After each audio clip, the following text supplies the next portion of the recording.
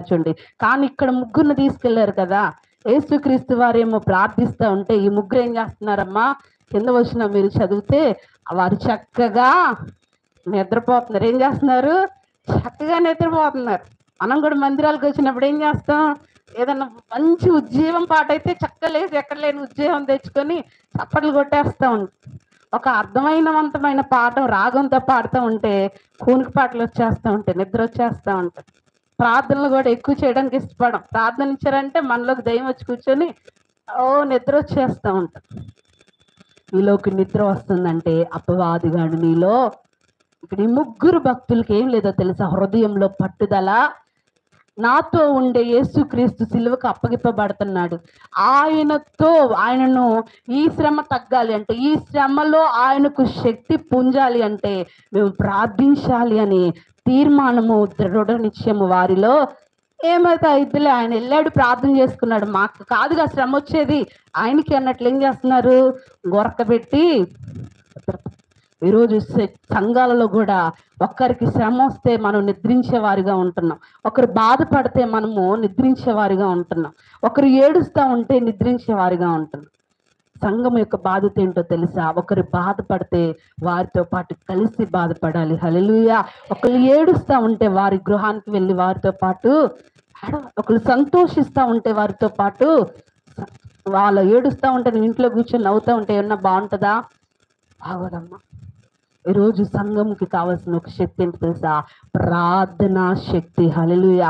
మన ప్రార్థనే మన పరిస్థితులను మారుస్తుంది. మన ప్రార్థనే మనకు స్వస్థతనిచ్చింది. మన ప్రార్థనే, సంఘము ప్రార్థనే సంఖ్యల నుంచి విడుదలగా ఇచ్చేస్తుంది.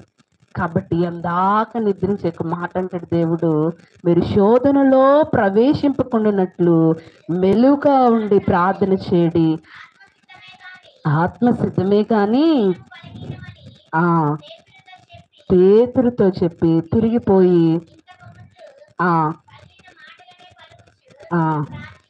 చాలా నా కోసం ఒక్క గడి అయినను ప్రార్థించలేరా? ఎవరి కోసం? యేసుక్రీస్తు శిష్యులు అడుగుతా ఉన్నాడు, అయ్యా నా కోసం ఒక్క గంట కూడా ప్రార్థించలేకపోతున్నారా? నిద్రిస్తూ ఉన్నారు, ఎందుకు ఇలా చేస్తున్నారు ఏంటి అని అంటే, ప్రభువా ఆత్మ సిద్ధమే కానీ శరీరము, ఆత్మలో ఉందయ్యా, తీవ్రత ఉంది, ప్రార్థించాలని పట్టుదల ఉంది, కానీ కూర్చుంటే మోకాళ్ళ నొప్పులు, నుంచుంటే కూర్చుంటే నడువు నొప్పులు, ఇంకా నిద్ర వచ్చేస్తుంది. శరీరమేనయ్యా బలహీనత. మీరు శ్రమలో ప్రవేశింపకుండానట్లు ఏం చేయాలంట? మెలకువగా ఉండి ప్రార్థన చేయుడి. హల్లెలూయా. ప్రియ సంగమా, మధ్యాహ్న సమయంలో దేవుడు మనతో మాట్లాడుతున్నాడు. నీలో ప్రార్థన శక్తి ఉందా?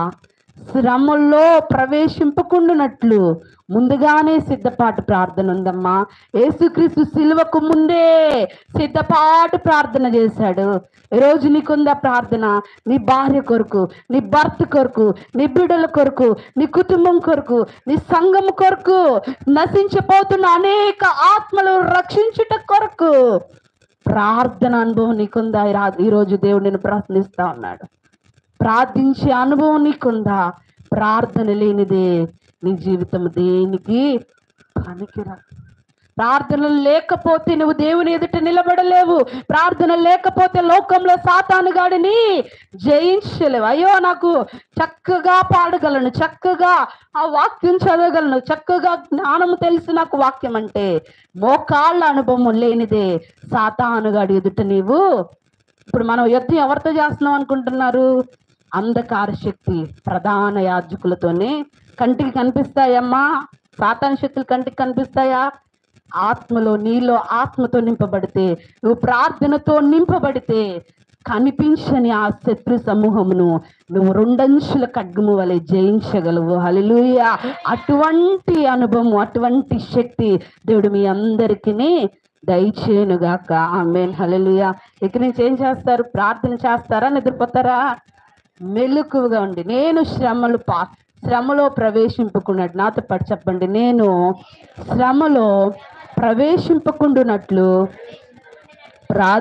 మెలకువగా ఉండి ప్రార్థించెదను. మెలకువగా ఉండి ప్రార్థించెదను. మెలకువగా ఉండి ప్రార్థించెదను. ప్రార్థన శక్తి దేవుడు మీ అందరికీ దయచేయను గాక. ఈ చిన్న మాటలు దేవుడు మన వినికిడిలో దీవించి ఆశీర్వదించును గాక.